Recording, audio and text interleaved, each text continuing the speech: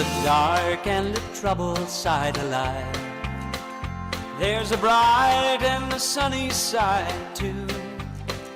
Though we meet with the darkness and strife, the sunny side we also may view. Keep on the sunny side, always on the sunny side. Keep on the sunny side of life. It will help you every day, it will brighten all the way, if you keep on the sunny side of life. Oh, the storm and its fury broke today, crushing hopes we cherish so dear. Storms and clouds will in time pass away, and the sun will shine again, bright and clear. Keep on the sunny side, always on the sunny side. Keep on the sunny side of life. It will help you every day, it will brighten all the way, if you keep on the sunny side of life.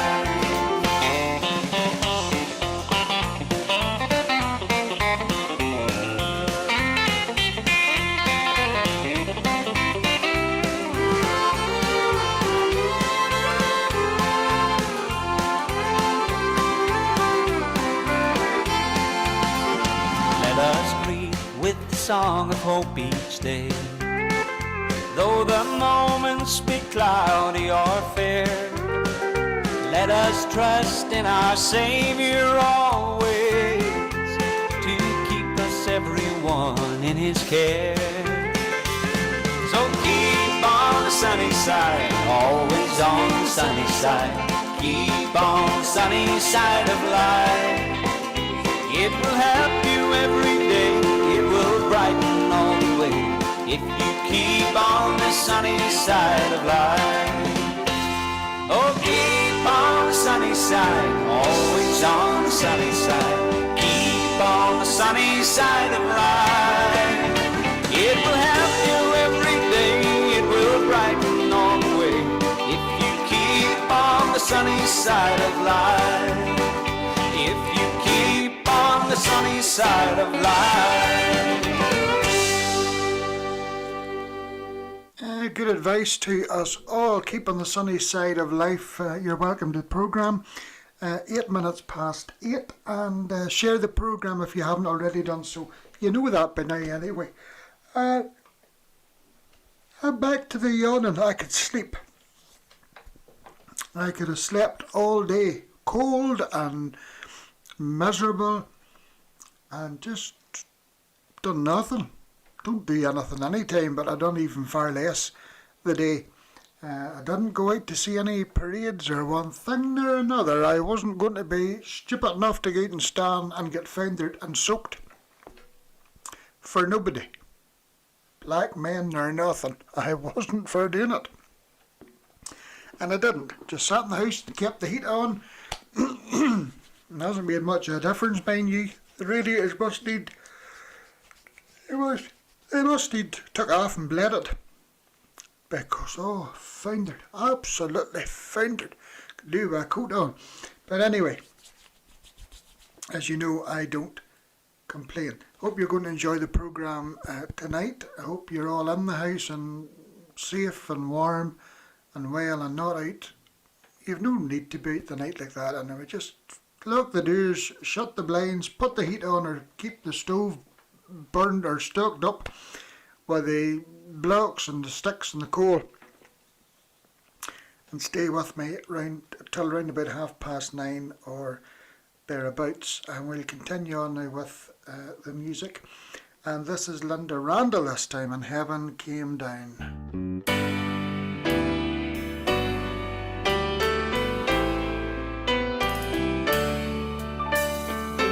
What a wonderful, wonderful day, day I will never forget. After I'd wandered in darkness away, Jesus my Savior I met. Oh, what a tender, compassionate friend, He met the need of my heart. Shadows dispelling with joy, I'm telling, he made all my darkness depart. Heaven came down and glory filled my soul. When at the cross the Savior made me whole. My sins were washed away, and my night was turned to day. Heaven came down and glory filled my soul. Now I've a hope that will surely endure after the passing of time. I have a future in heaven for sure, there in those mansions sublime. And it's because of that wonderful day when at the cross I believe riches eternal and blessings supernal from his precious hand I received. Heaven came down and glory filled my soul. When at the cross the Savior made me whole. My sins were washed away, and my night was turned to day. Heaven came down and glory filled my soul. My sins were washed away, and my night was turned to day. Heaven came down and glory filled. Heaven came down and glory filled. Heaven came down and glory filled my soul.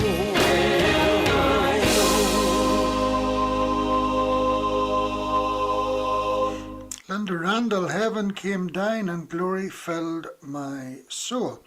Now, it's almost 8:15, and if you have any requests or any birthdays, anniversaries, you can get in touch through Facebook or YouTube. Oh dear, let's start at the night again. But I do know we have one birthday, and that's Yvonne. Yvonne Mitchell celebrating her birthday today. I sent her a message via Facebook this morning. No mention of any age, so I'll not get myself into any bother. I'll just wish her a happy birthday, as I know lots of you are doing on the chat rooms there. And I'll play something for Yvonne just now, and then we have a lot of names to mention, but with plenty of time. We'll keep ourselves busy, try to keep warm. Very, very cold tonight in here. Oh dear, oh, that is shocking. But I'm sure you're all wondering, I have that many remedies and cures for so many things.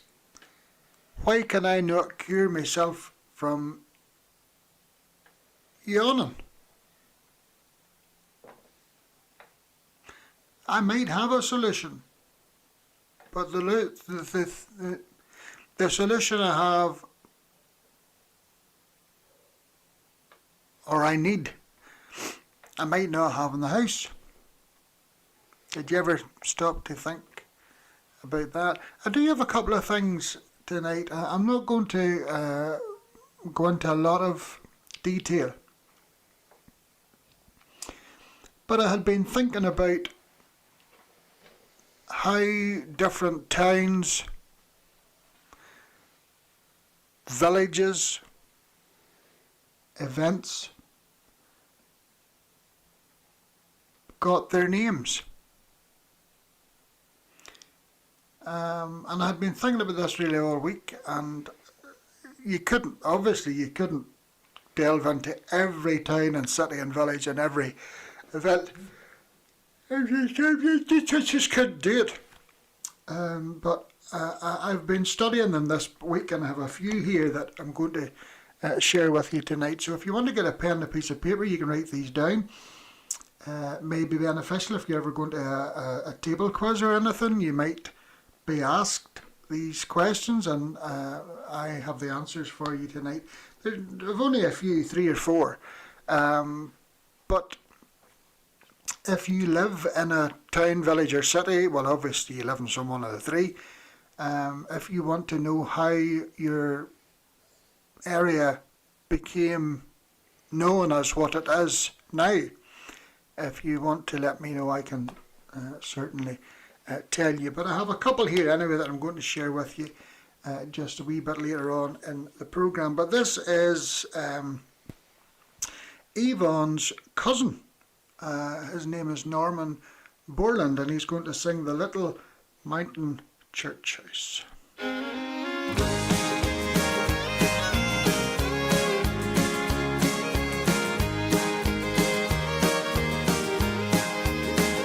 There's a little mountain church in my thoughts of yesterday, where friends and family gathered for the Lord. There an old-fashioned preacher taught the straight and narrow way for what few coins the congregation could afford. Dressed in all our Sunday best, sat on pews of solid oak. I remember how our voices filled the air, and Mama sounded like an angel on those high soprano notes. When the roll is called, yonder I'll be there. Looking back now, that little mountain church house has become my life's cornerstone. It was there in that little mountain church house I first heard the word to base my life upon.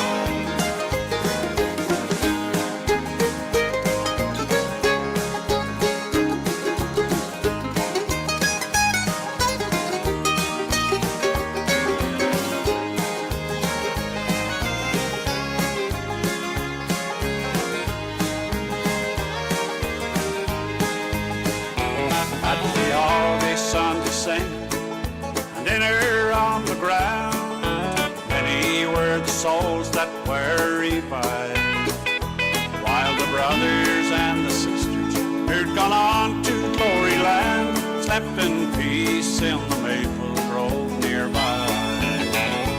Looking back now, that little mountain church house has become my life's cornerstone. It was there in that little mountain church house I first heard the words I based my life upon. Looking back now, that little mountain church house has become my life's cornerstone. It was there in that little mountain church house I first heard the words I based my life upon. I first heard the words I based my life upon.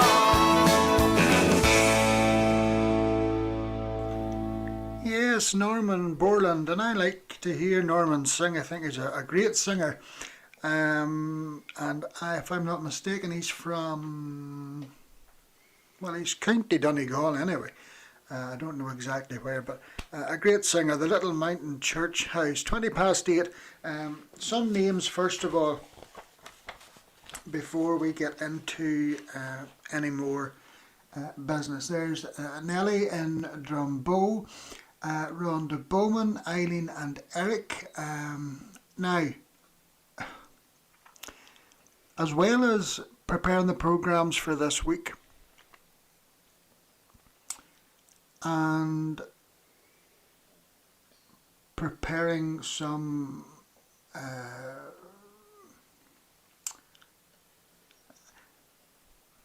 educational tips for you.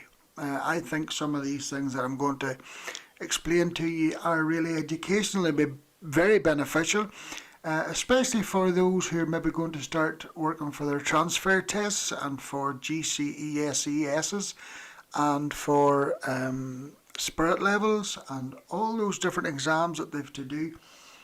Some of these may be very beneficial.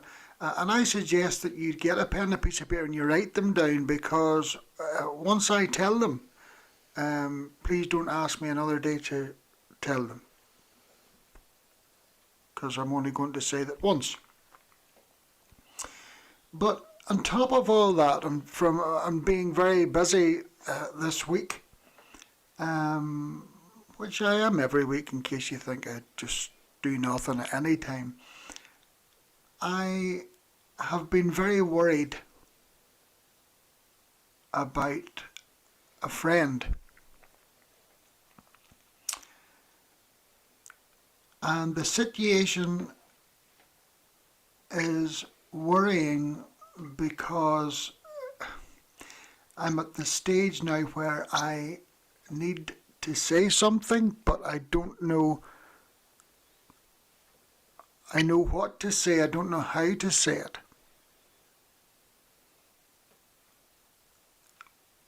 But I will indulge more into that in a wee minute or two. Dr. Gilbert and midwife May, and there's Ma. They were away in Limavady the day, like Egypts. Jeannie Feeney, Mary Campbell down in Ardicliffe, Joan Garrett, Betty and Billy there in Limavady too, more Egypts. Sandra Scott, Sandra, how you doing down there in Portavogie? Was the weather bad everywhere today? I think generally it was bitter cold here, and it just never stopped raining the whole day.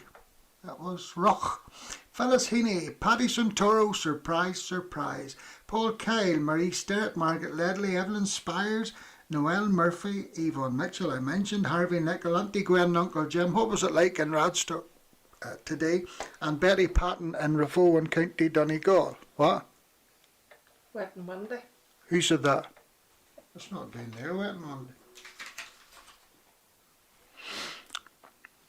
You see, this is another thing that does not say wet and windy. It doesn't say wet and windy. You see, when I'm right, I will argue my point. I was interrupted there by saying it's wet and windy in Radstock, but there's the list of names. I want to just prove that to you there. There's the list of names that says Gwen and Jim, and there's nothing, absolutely nothing, to say wet and windy. I just wanted to make that point very valid to you, in case you think that I'm not doing my job correctly. Sometimes you see some people have noses, and they'd be better picking them as opposed to poking them in. Now, anyway, I do want to... Barbara Drennan is an absolute washout. No, it has been a washout. She's not a washout, it's been a washout. Where was Barbara the day? I thought, you see, when it come to a Black Saturday, there's only two parades. One round here somewhere and one round there somewhere, but there was a whole load everywhere. There's one in Dundrum and one in Limavady, and there were one in, I think, was there one in Lisburn? See, I don't know these things. But I had been thinking about this. Come into my head, I had been speaking, I think I saw a post on Facecloth about it, and it was all about the Edinburgh Tattoo, which was in the month of August here, and the conversation came about this Edinburgh Tattoo, about people who enjoy going to it every year, and you either like it or you don't. It's either what it's like Marmite. You either like it or you don't. You go or you don't. You stay at home. But anyway, I was thinking about it, and I wondered why or how did it become known as the Edinburgh Tattoo? And I started to delve into that situation and trying to find out. But anyway, for those of you who know anything about the Edinburgh Tattoo, the one past there, they've just celebrated their 901st year of the Edinburgh Tattoo in Edinburgh Castle. Okay, so obviously Edinburgh Castle, Edinburgh, that's the first part of the name. That is common sense, that's obvious. But out of those 901 years, the first 3 years of that it was the year of Queen Victoria, and in Queen Victoria's year, the people were known as cavemen and cavewomen, and so all the staff in the castle were cavemen and cavewomen, and they lived underground below the castle.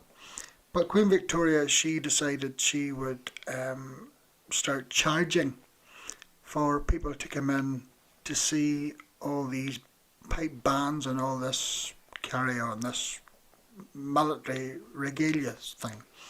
So she was thinking, and she said, but we need to get a name for it.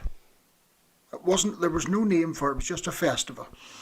We need to think of a name for it, but 3 years passed and they still didn't have a name for it. But anyway, in those 3 years, people turned up and they paid. At that time, it was I think it was 3 and 6 to get in. But what happened was the people were coming to the wee caveman, and he was saying 3 and 6 please, and they paid their 3 and 6 and they went in to the castle grounds. But the next thing was then they were going out and in and out and in and out and in and out and in. And it got so confusing for the wee caveman who was doing the gate that he didn't know who had paid and who hadn't. In actual fact, he was admitted to the Edinburgh Constabulary Hospital, and he had to go through major surgery because his nerves went. But that's neither here nor there, that's a different story. But anyway, Queen Victoria decided that the best thing to do would be to get like a wee inkwell and a wee stump. And when the people come in to pay their 3 and 6, the wee caveman would put a wee stump on their hand. Okay? And the wee stump was like just a wee miniature sized castle. And that determined when they were going in and they went out again, if they had the wee stamp on, then they could come out and in as much as they wanted because they had paid. Now I know it's hard to follow, but it's educating you to how the name became what it is today. So this wee caveman was doing the door, or the gate, this first night of the 4th year of this festival, and the very first wee cave woman that came up to pay, it was 4 and 6 by then, she came up to pay, and the wee caveman just took her hand and he done that. And the wee cave woman, she says, "Oh, a tattoo!" And that's how it became the Edinburgh tattoo. The caveman went to Queen Victoria and he said it should be called the Edinburgh tattoo. And that wee caveman and cavewoman went on to get married. They were married 77 years past there in 2021, I think it was. And that's how it has become the Edinburgh tattoo. I hope you've written all that down now, because if you haven't, I'm not repeating it. After this next song, I'm going to show you something that has concerned me and has really concerned me, and I need a wee bit of help with it.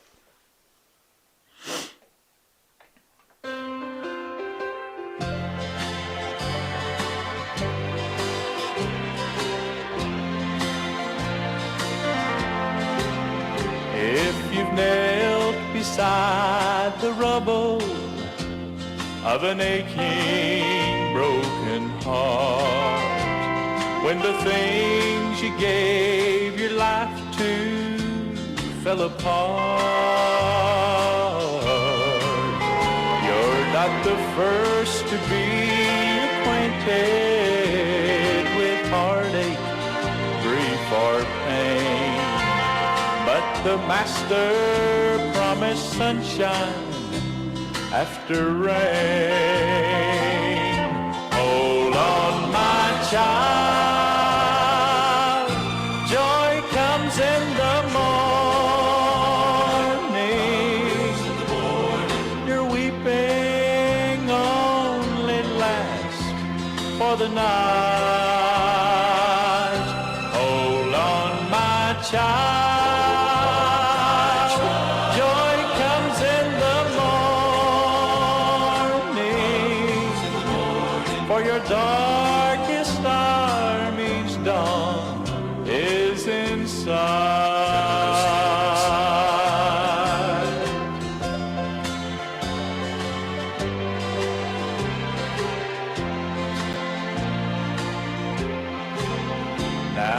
express your seed of trust in God in mountains you can't move. You have risked your life on things you cannot prove, just to give the things you cannot keep for what you cannot lose. That's the way to find the joy God has for you. Hold on, my child, joy comes in the morning. Your weeping only lasts for the night. Hold on, my child, joy comes in the morning. For your darkest hour means dawn is in sight. Hold on, my child, for your dawn is in sight.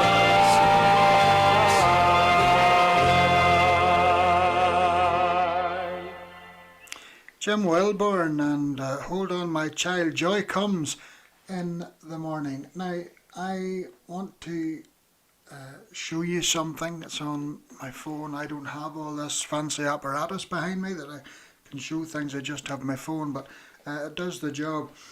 Before I do that, I want to just very quickly, I've been asked, actually was asked earlier today, how Desert Martin became known as Desert Martin.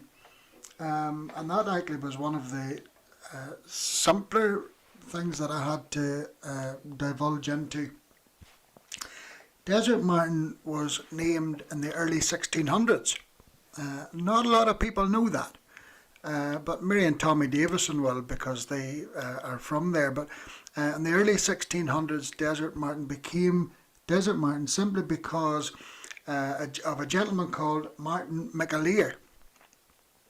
And Martin McAleer was coming from on horseback from Tobermore going into Cookstown, and he was going through wee villages, and he was coming into where the chapel is there at Desert Martin, and after the chapel there was nothing but sand. It was like a desert. There was no houses, there was nothing. In actual fact, he got off his horse and he phoned the housing executive, and he asked why there were no houses in that part of the country. So that's how Desert Martin became Desert Martin. It was actually the housing executive in the mid 1600s named it Desert Martin because of Martin McAleer going from Tobermore to Cookstown on horseback. And when he got to the chapel, he found there was nothing but sand. It was just derelict. There were no houses. And then he got in touch with the housing executive in the 1600s, and they started to build houses, and they named it Desert Martin after Martin McAleer. So that was how Desert Martin became known as that. So that was one of the simpler history things that I found out this week. Now, this is something that I do need to show you. I'm showing it simply because I'm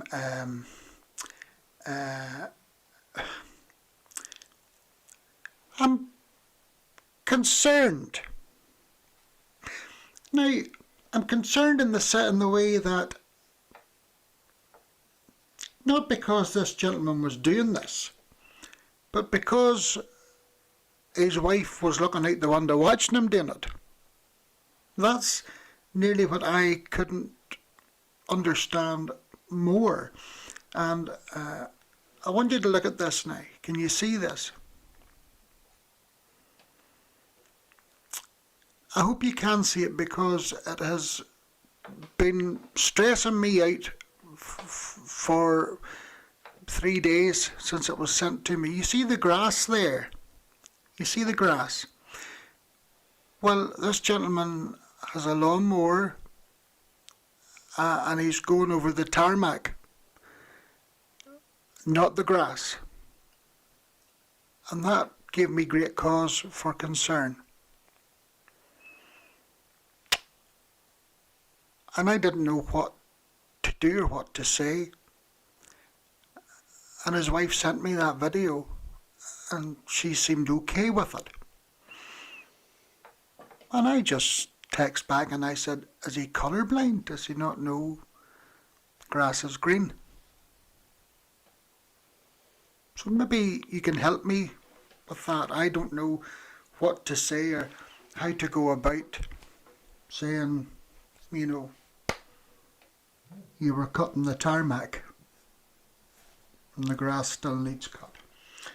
These are all things that go about in my head, and then you wonder why I'm never well. People send me these things. Jacqueline Moore sent me pictures today of her. She's baking for church tomorrow, and all these sponges and pastry cases with caramel and flakes on the top of it. And then she said, do you want me to keep you some? And I said yes, and she was only joking. What do you do? What do you do?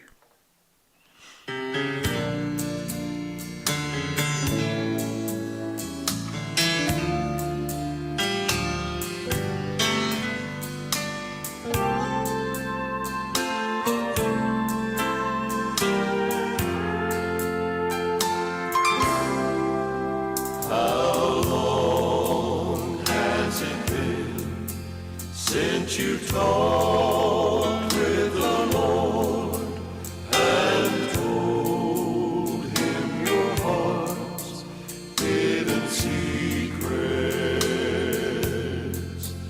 how long since you prayed, how long since you stayed on your knees till the light shone.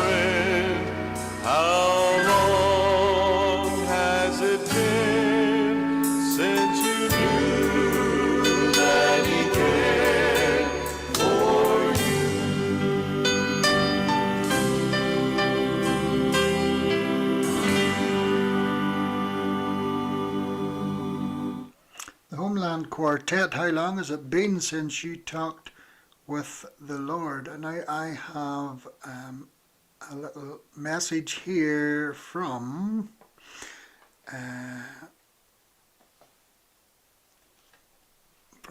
wee man himself, and I'm going to play it here now. Just listen. Hey Martin, a wee birdie told me that it's the Pigeon Man, Desi Coffey's birthday on Monday.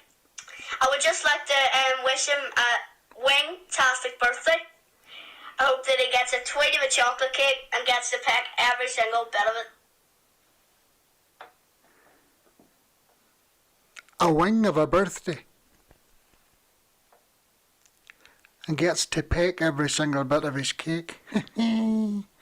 That's the wee East Belfast man. Yes, that's wee Reuben. Wee East Belfast man. Yes, wee hard man from East Belfast. Jay McKee's the other one. Two wee hard men from East Belfast. Now, yes, he was telling me that it's Desi Coffey's birthday this coming Monday, and I just got a message from Daphne to wish Desi a happy birthday for Monday as well. The Pigeon Man. That's his claim to fame. The Pigeon Man from Newtownards.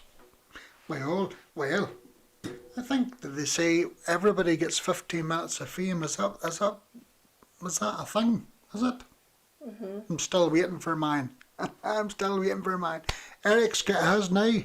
Going round with a lawnmower and cutting the cement or tarmac or whatever it is.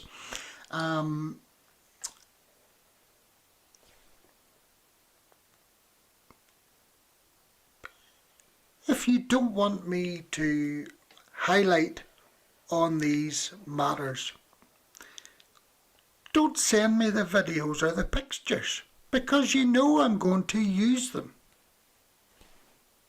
Simple as that. But Eric, you keep cutting the tarmac and we'll keep praying for you. Yes, and always make sure to empty the bucket. Now,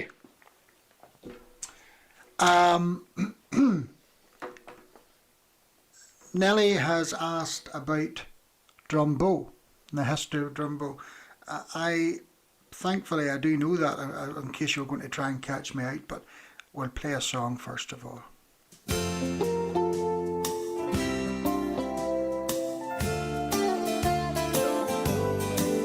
Life is easy when you're up on the mountain and you've got peace of mind like you've never known. But when things change and you're down in the valley, don't lose faith, for you're never alone. And the God on the mountain is still God in the valley. When things go wrong, He'll make them right. And the God in the good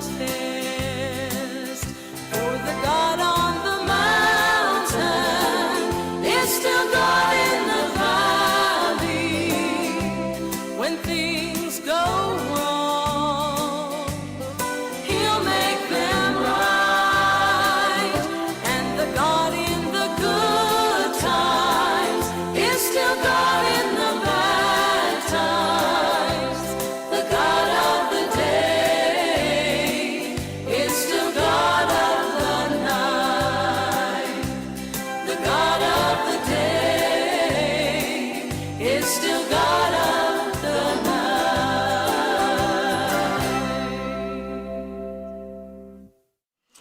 Yes, okay. Now, Barry says he's interested to know the origin of the name Ballyboogie.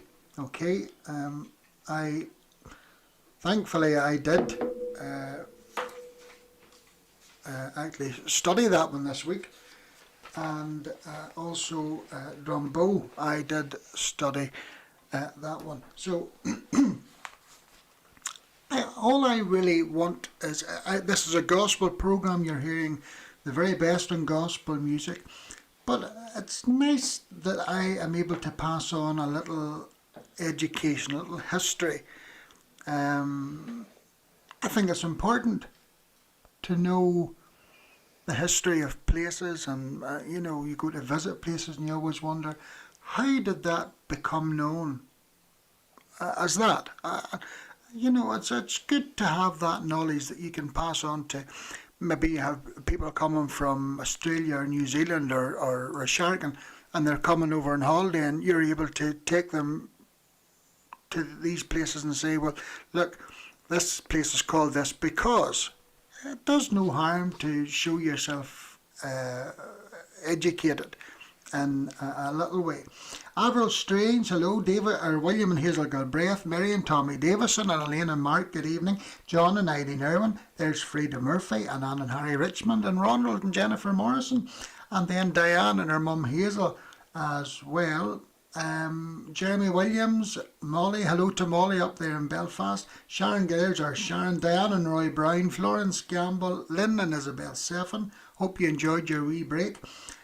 Scott, he'll be on YouTube, but he'll be on his bed, and that's the night for your bed, I can tell you. Ruth Fairgrieve, hello to you, and Roberta Clinker as well.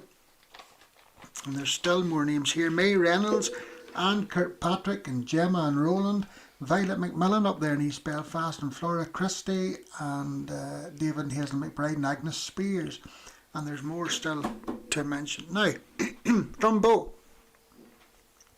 Drumbo is a little village, and it's nestled in between other wee villages.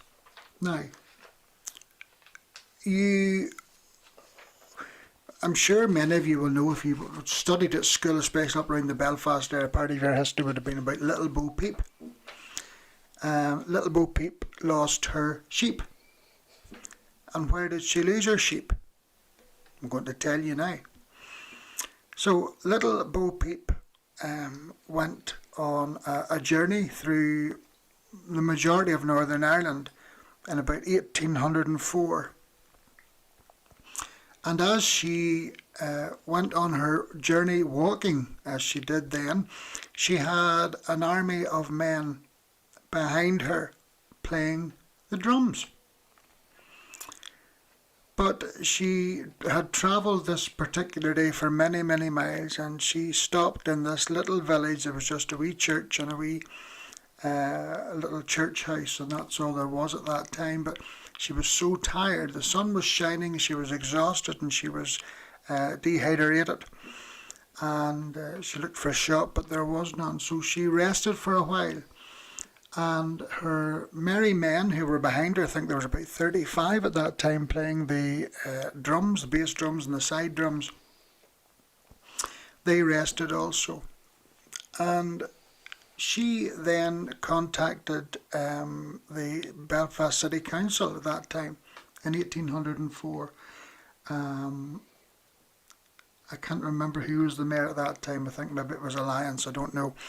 But anyway, she contacted the Belfast City Council, and she had said, look, she was resting in this little place. There was just a church and a little church house. There was nothing else there. But she suggested they had maybe built some houses there. And because Little Bo Peep was there resting, and her army of men who were playing the drums were resting, her Little Bo Peep and the council decided they would put their heads together and come up with a name, and they came up with the name Drumbo because of all the drummers who were with Little Bo Peep, and that's how that became Drumbo. in 1804. Isn't it wonderful, the things that you can pick up, and if you delve into the history of things, you know, it really is, it's amazing the things that you can find without even having to use a computer.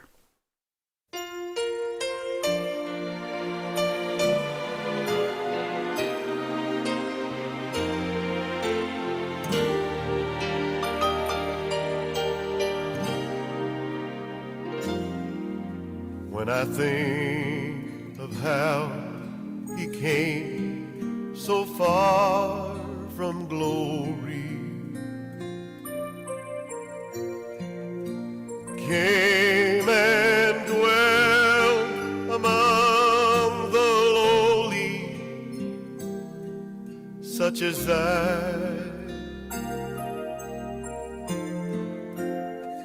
to suffer shame and such disgrace. Oh, Mount Calvary, take my place.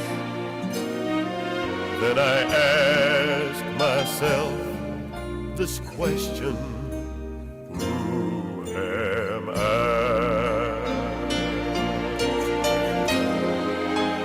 Who am I that a king would bleed and die for?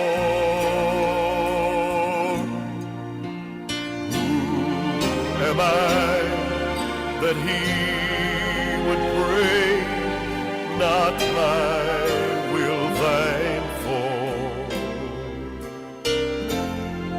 The answer I may never know, why he ever loved me so.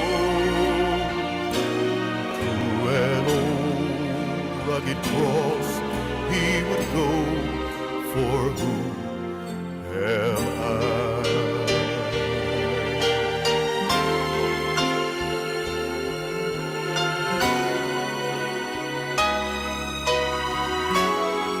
When I'm reminded of his words, I'll leave you never. If you'll be true, I'll give to you life forever. Forever and forever, I know there's nothing that I could have done To deserve God's only Son, to fight my battles until they're won. Who am I?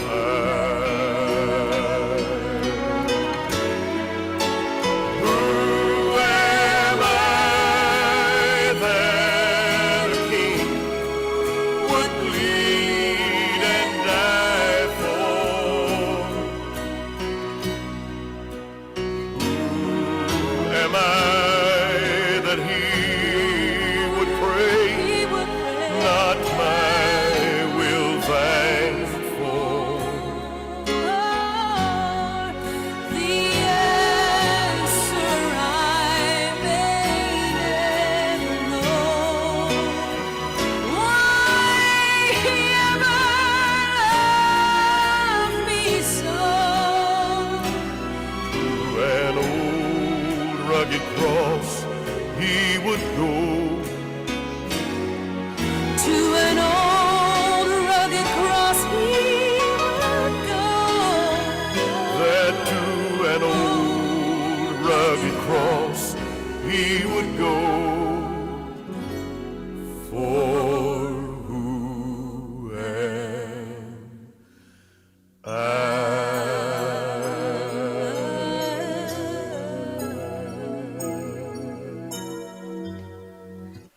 Rusty Goodman and Who Am I? Right, now, I won't go on about too much history. I want to concentrate now in the next half hour and get more music played, but I'll just finish with one more wee history lesson for you,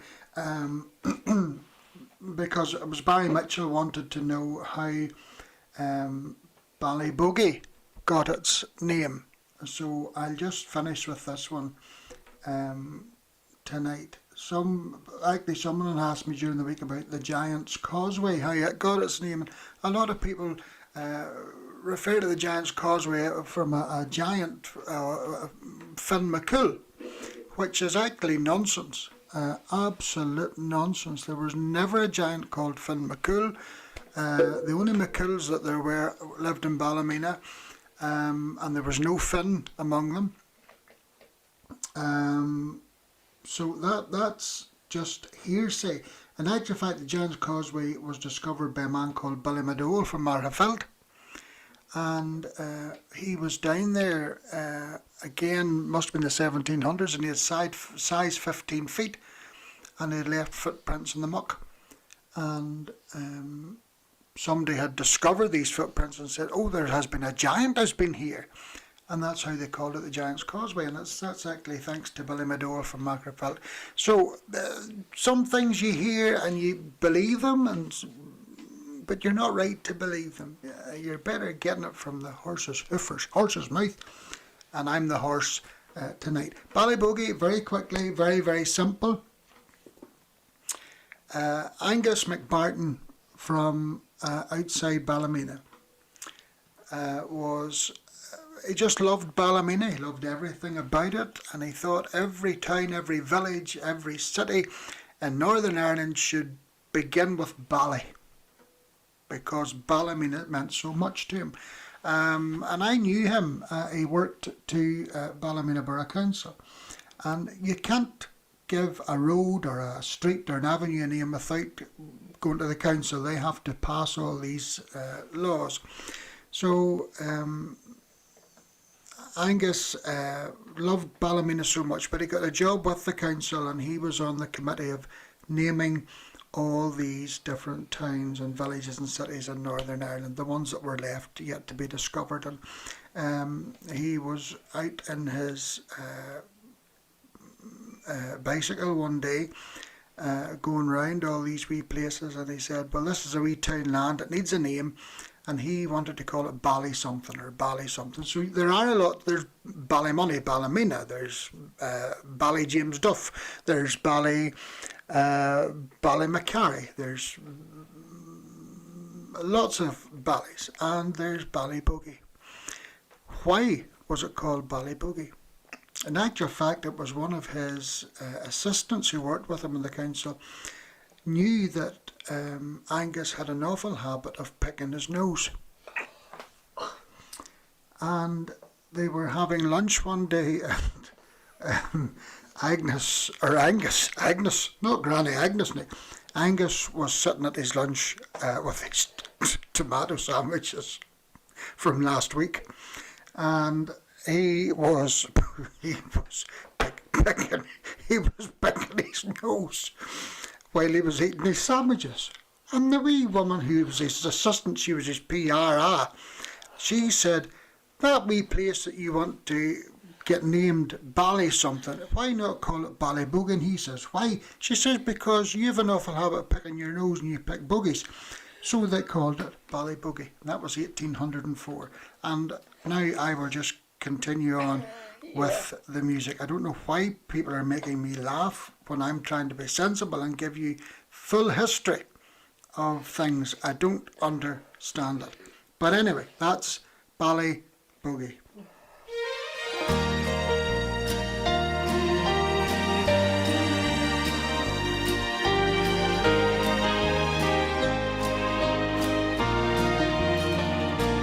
Lord, it's me again, talking to my friend.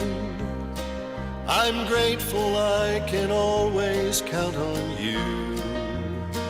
You know I've asked for help before, for you to open doors, and You've been faithful to forgive the foolish things I do. That those were the prayers of a young believer, and hopefully by now my faith has grown. If you made wine out of water at a wedding dinner, could you make my life a greater song? And let it be an anthem of your grace, a symphony of praise, lifting up your name forever. And Lord, let me live a melody that would sing of Calvary and all the mercies I've been given. Then Lord, let the song of my life be music to your ears.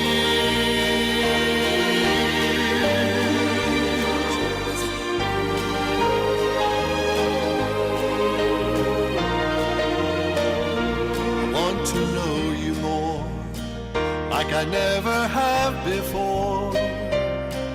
I long to have a deeper walk with you, and I want to make you smile, singing all the while. Every song I give, I'll sing it back to you, and let it be an anthem of your grace, a symphony of praise, lifting up your name forever. And Lord, let me live a melody that would sing of Calvary and all the mercies I've been given. Then Lord, let the song of my life be music to your ears.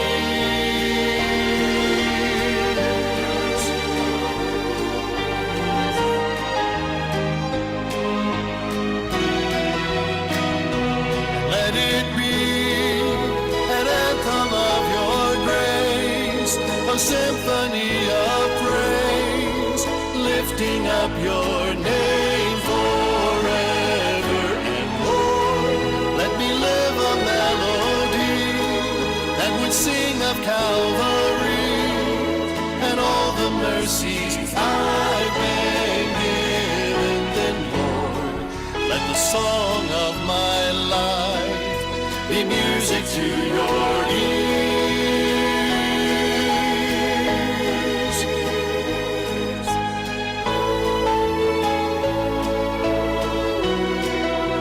Music to your ears.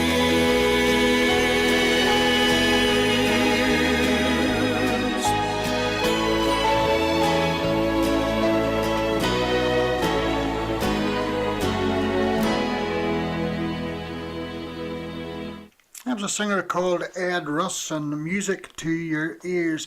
There are a few people coming in wanting to know different things, but I apologise. I won't do any more. Some people need to lighten up. They really, really do. They need to, they really need to check themselves out. If you can't tolerate a bit of banter and a laugh, well then this isn't the programme for you. And I apologise, but used to be them things would have worried me, and I would have went off there and I would have been sitting depressed because somebody said something. Not anymore. Not anymore. If you don't like it, there's a button you can press and it'll take you onto the BBC and you can watch Black and Decker to your heart's content. Now, so that's the history all over. We will just continue with the music and we will be morbid, and I will, between now and whenever I go off, I will be very reserved, and I will keep a very long face and be very drawn out, and I'll just play music and I'll maybe shed a wee tear or something in between times, and that's the way will do between now and the time we're going. Oh dear, dear, dear, dear, oh, there nobody knows, there nobody knows. I want to play this piece. I've played it before a few times. I haven't played it in a long time, but Mary Duff is the singer. And it's inspirational, it's emotional, but it's a beautiful song, and it's called A Picture of You Without Me. And the words are lovely, and it's just, I suppose it is quite a sad song, but it's lovely. It's so well sung, sang, and I want you just to listen to it. A Picture of You Without Me. Now, I think I'm well enough covered with anything that I did have to. Norrie Kirkpatrick, Jenny Jappy, our Bucky Granny, hello to you. Freddie Lafferty, Joan McWhirter, some more names here. Margaret Johnson says that she bought a quiz sheet today from Ma, and she said she's a very nice lady. Margaret, you must be mistaken. It must have been somebody else she bought it from. Barbara Drennan says Tobermore, the sun shone for Black Parade in Macrofilt. Tobermore, but sun shone for Black Parade in Macrofilt for home parade. I don't understand that. The sun shone anyway, that's the most important thing. Ken and Shirley McGee are in Cyprus. There'll be no rain in Cyprus, I'll tell you. Oh no, just you keep rubbing it in. Yvonne says Norman's from Tamney, just outside Kerrykeel. Well, that must be in Donegal, I think. Diane Walker, Beth Redmond. Sandra says very wet and cold here. Robert and Sylvia Ferguson, Lynn and David Wright, and Ina Stewart. And I have a message here from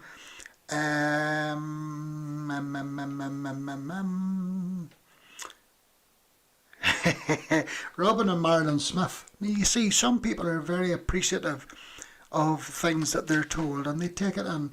Robin and Marlon say, hi Martin, I went to Drumbo Primary School for 5 or 6 years, and I never knew how it got its name, but now I know.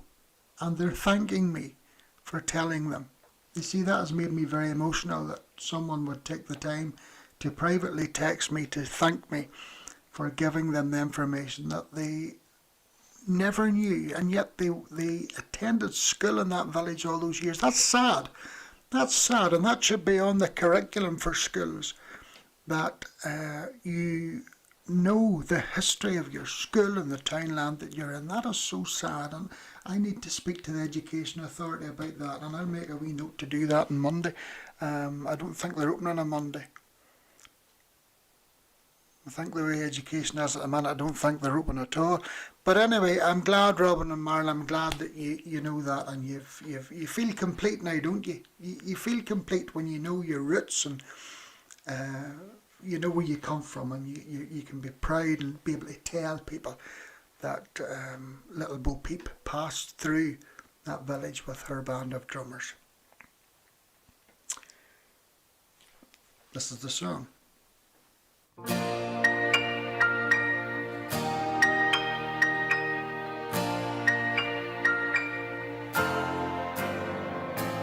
Imagine a world where no music was playing,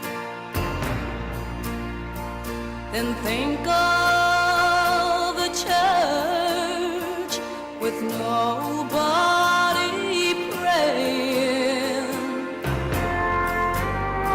Have you ever looked up at a sky with no blue? Then you've seen a picture of me without you. Have you walked in a garden where nothing was growing,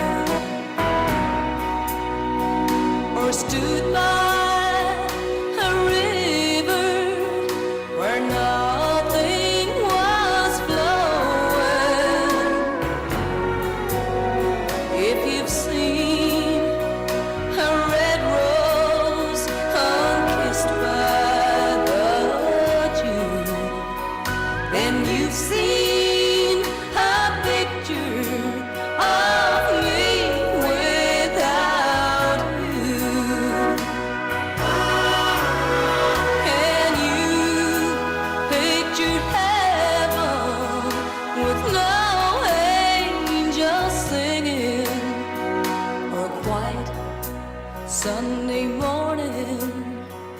with no church bells ringing.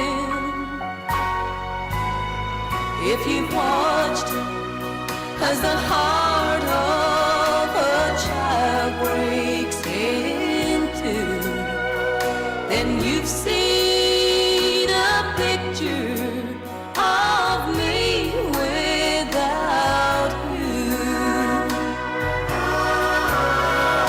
And you picture heaven with no angels singing, or a quiet Sunday morning with no church bells ringing. If you've watched as the heart of a child breaks in two, and you've seen a picture of me without you.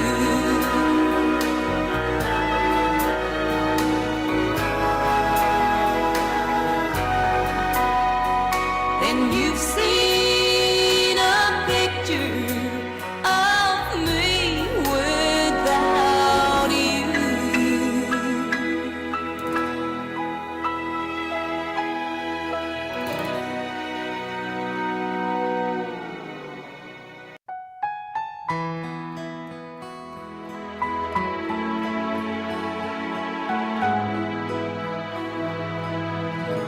I worship you.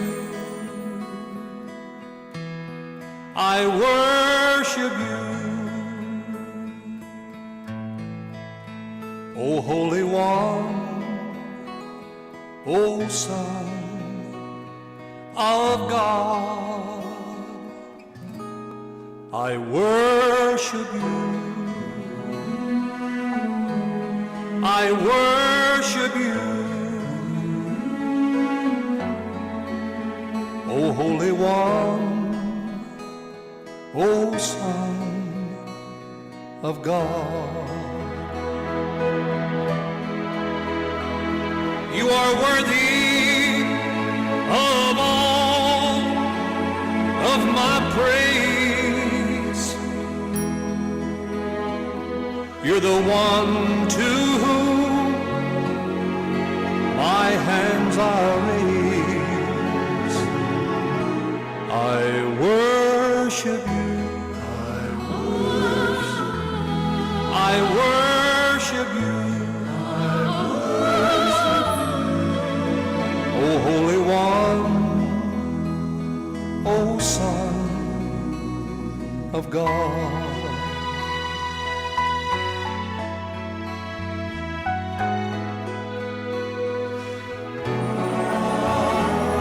You are worthy of all of my praise.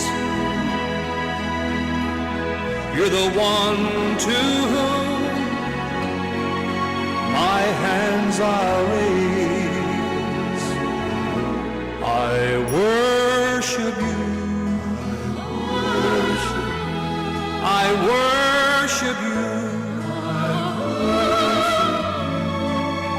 O Holy One, O Son of God. I worship you.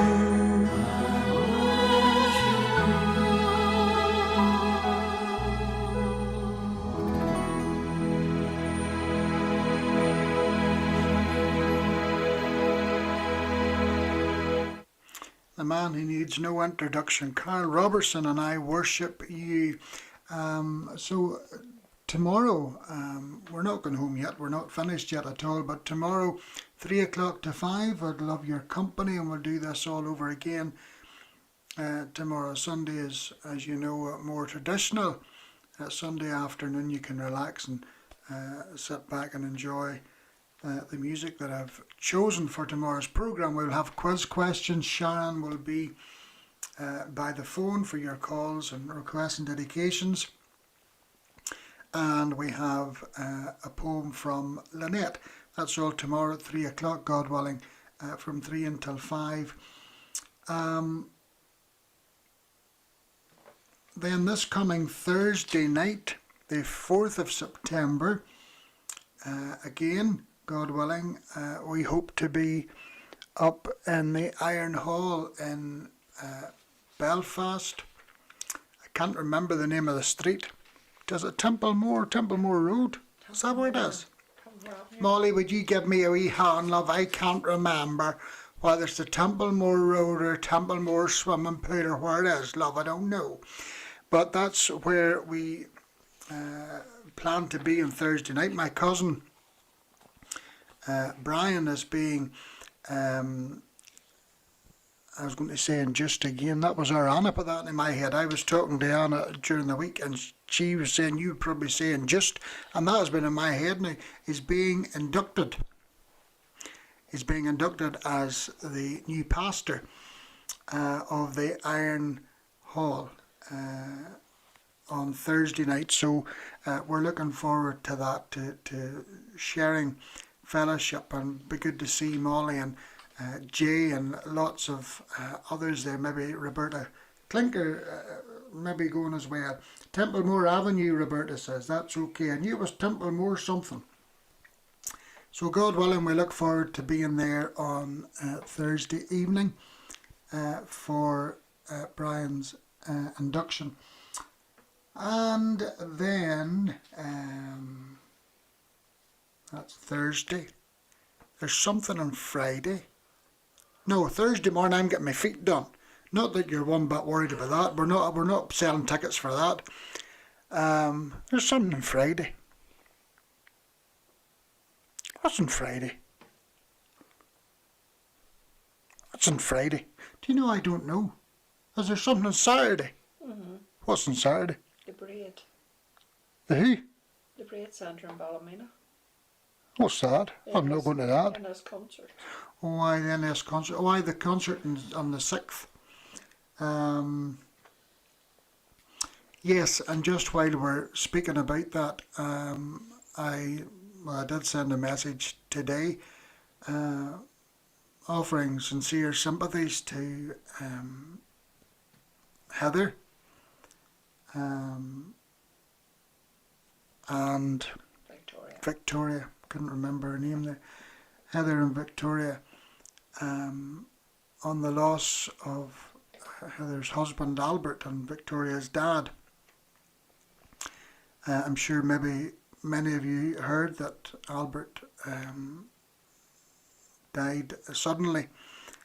I'm sure he was very well known character. I only really spoke with him about 4 times in the past few years, but always a smile on his face, always very willing to lend a hand, and a great jolly laugh, and loved a joke. Worked with Charles and Heather behind the scenes. He wasn't certainly an upfront man, but he always worked behind the scenes at all the concerts and different events that new song concerts, etc. were having. So on behalf of CYB Ministries, we extend heartfelt sympathies to Heather and Victoria. Albert was only 63, I think. I think it was 63 or 60. I think it was 63. So sad, but as I finished my message today to Heather, I just said he's better now. And he was saved, and he was prepared for glory. And then on a TV program, I think it was yesterday, I heard these words.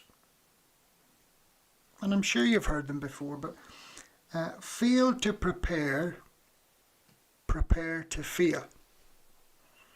Fail to prepare, prepare to fail. Whenever I saw that coming up on the screen in the program yesterday, I just automatically thought, well, fail to prepare.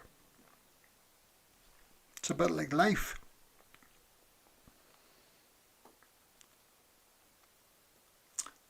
And salvation, if you fail to prepare for eternity, failing to prepare for eternity really is preparing to fail, because you're going to end up in a lost eternity. And that was the first thing came into my head when I saw that on that television screen. Fail to prepare.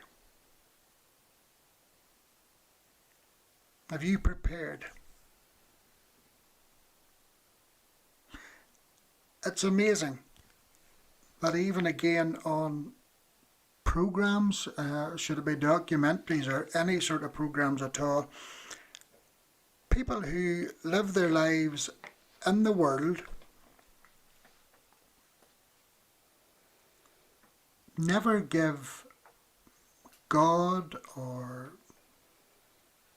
thought of salvation or anything to do with the Bible a second thought. But yet, when one of those people die, they automatically assume they've gone to heaven.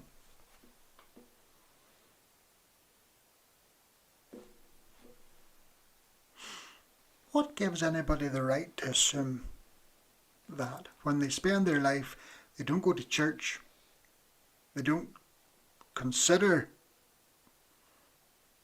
God at all, they don't consider anything to do with Christianity.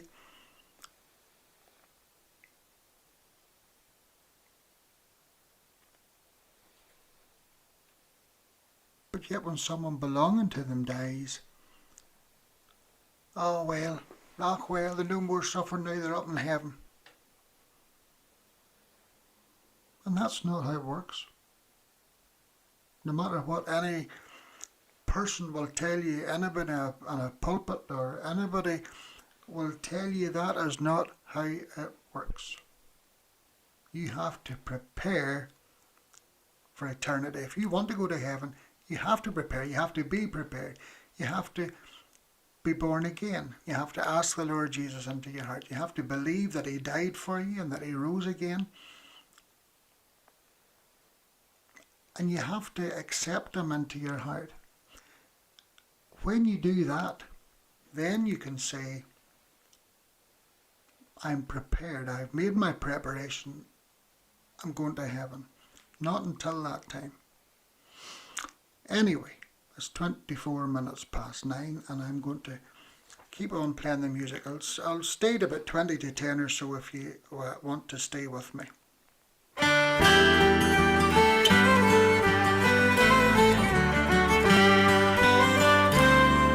I heard an old story, how a Savior came from glory, how He gave His life on Calvary to save a wretch like me. I heard about His groaning, of His precious blood's atoning. Then I repented of my sins and won the victory. Oh, victory in Jesus, my Savior forever. He sought me and He bought me with His redeeming blood. He loved me ere I knew Him, and all my love is due Him. He plunged me to victory beneath the cleansing flood. I heard about His healing, of His cleansing power revealing, how He made the lame to walk again and caused the blind to see. And then I cried, dear Jesus, come and heal my broken spirit. And somehow Jesus came and brought to me the victory. Oh, victory in Jesus, my Savior forever. He sought me and He bought me with His redeeming blood. He loved me ere I knew Him, and all my love is due Him. He plunged me to victory beneath the cleansing flood. I heard about a mansion He has built for me in glory, and I heard about the streets of gold beyond the crystal sea. about the angels singing and the old redemption story. And some sweet day I'll sing up there the song of victory. Oh, victory in Jesus, my Savior forever. He sought me and He bought me with His redeeming blood. He loved me ere I knew Him, and all my love is due Him. He plunged me to victory beneath the cleansing flood. There you are, an old-time favourite, and victory in Jesus. Now, I want to play this piece. This may be new to you, but the words are great, and I'd like you just to listen to it. The singer is Wayne Lawhorn, and the song is called God Knows What He's Doing. And all you have to do is listen to it, and hopefully you will enjoy. Now, and after that I'll come back to you. God knows what He's doing.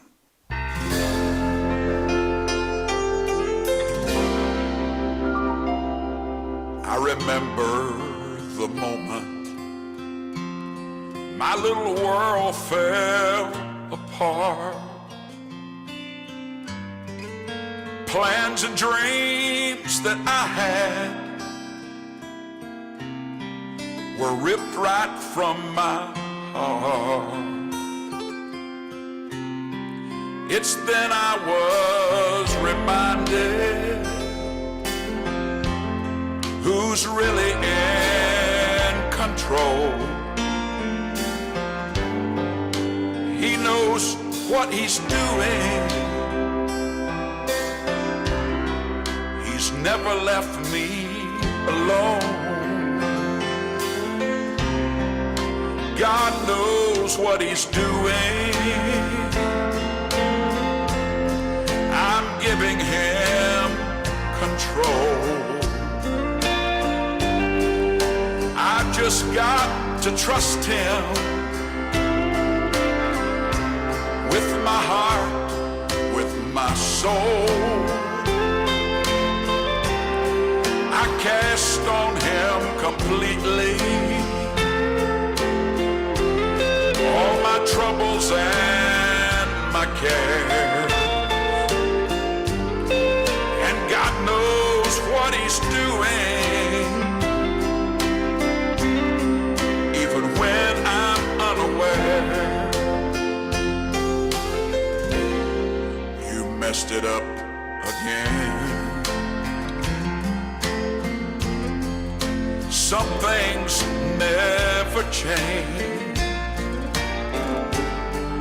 Try as you might, you just can't seem to get it right.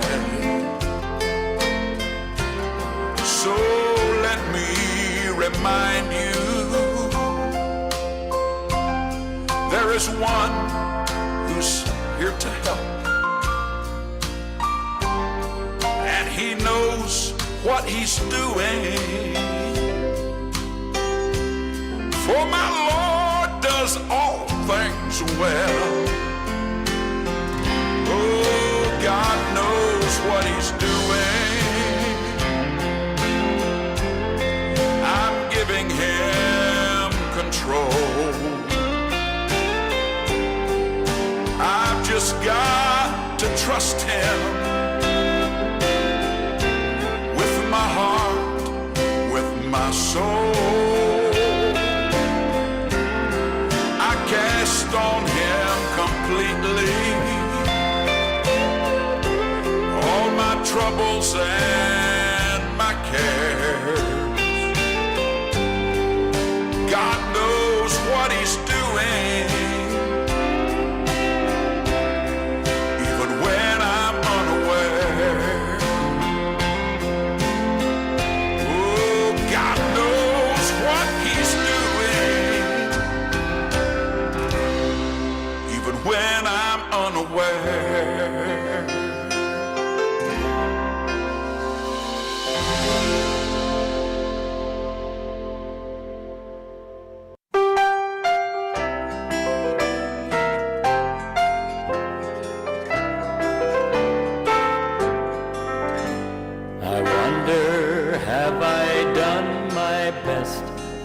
Jesus,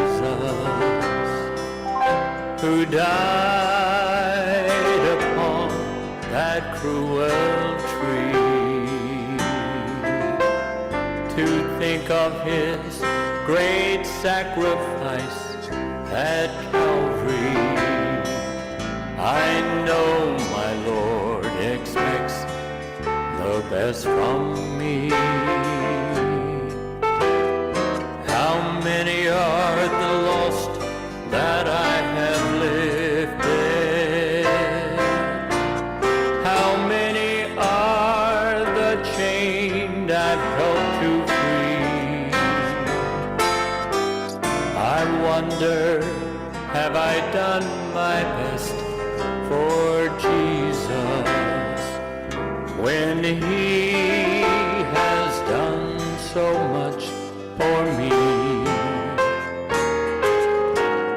The hours that I have wasted are so many. The hours I've spent with Christ so few. Because of all my lack of love for Jesus, I wonder if his heart is breaking too. How many are the lost that I have lifted? How many are the chained I've helped to free? I wonder, have I done my best for Jesus when he has done so much for me? I wonder, have I cared enough for others, or have I let them die alone? I might have led a wanderer to Jesus, the seed of precious life I might have sown. How many are the lost that I have lifted? How many are the chained I've helped to free? I wonder, have I done my best for Jesus when he has done so much for me? When he has done so much for me.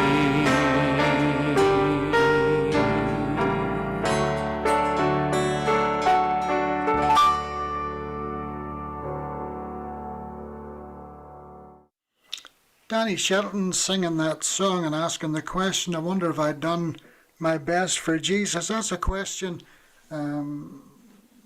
I find myself asking all the time, and I'm sure lots of you do. Are we doing enough? Could we do more? Are we doing anything? Now, I will finish with just one final piece tonight, and just to remind you then, tomorrow 3 o'clock until 5, God willing, we'll do it all over again. And I look forward to your company as always.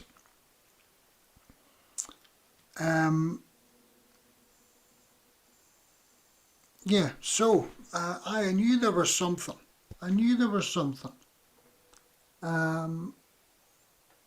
Monday, Tuesday and Wednesday next week, I'm going on my holidays. Isn't it Monday, Tuesday and Wednesday? Monday, Tuesday and Wednesday. I'm going on my holidays Monday, Tuesday and Wednesday.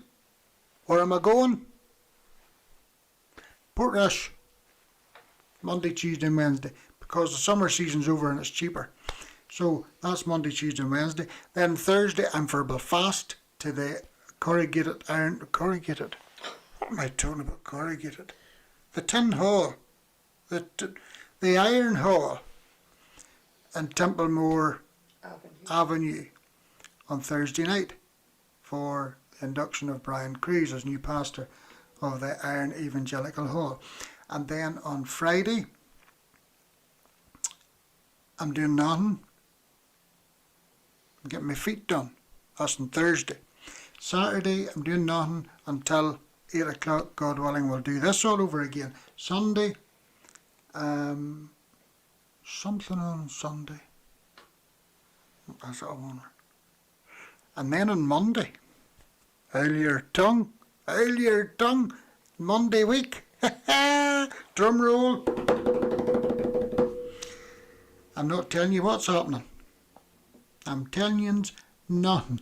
Good night, God bless. See you tomorrow, all being well, and I'll leave you with this piece, Walt Mills and the Homeland Quartet. And the title of the song is Wasted Years. Sleep well, and I hope it doesn't rain too much. And I hope if you go to bed and you live in a 2-story house, I hope there's no leaks in your roof, and I hope you not get wet. If you do get wet, or if you think you're going to get wet, put a bucket out. And I will end on that note.